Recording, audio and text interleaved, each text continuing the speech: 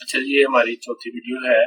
इसके अंदर हम देखेंगे कि हमने जो सप्लायर है उसको किस तरीके से अपने पास रजिस्टर करना है ताकि फिर बाद में उसके अगेंस्ट ट्रांजैक्शन जो है ना वो हम कर सकें, उसका लेजर अपडेट होता रहे। तो उसका क्या तरीका है ये देखेंगे। तो सप्लायर के लिए हमें इस बटन को क्लिक करना है। ये देखें, अभी आपका ये बिल्कुल खाली है, आपने नया सप्लायर खोलना है तो आपने ये नीले बटन के ऊपर क्लिक करना है। यहाँ पे आपका सप्लायर आ जाएगा और आपने यहाँ पे सप्लायर का नाम लिखना है।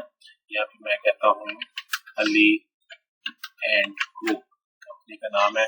आगे मैं उसका एड्रेस लिख देता हूँ, स्ट्रीट नंबर 12, कॉन्टेक्ट पर्सन है उसका नाम लिखता हूँ अली अहमद।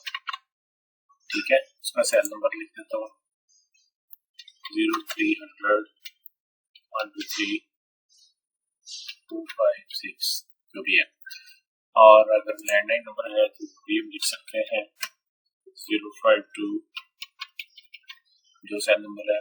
फिर उसको कितने दिन का उसके साथ क्रेडिट चलता है हमारा वो लिखना है।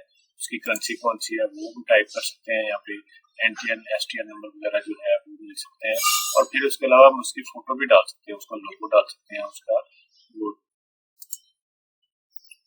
जो भी है वो हम यहाँ पे उसकी तस्वीर है या लोगो है वो डाल सकते हैं। उसका तरीका का ये है कि आपने ब्राउज के ऊपर क्लिक करना है।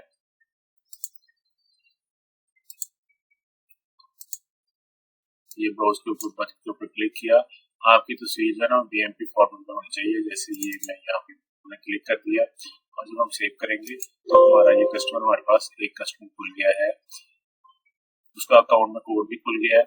और इस तरीके से आप कस्टमर जो है उसको रजिस्टर कर सकते हैं। उम्मीद आपको समझ आई होगी।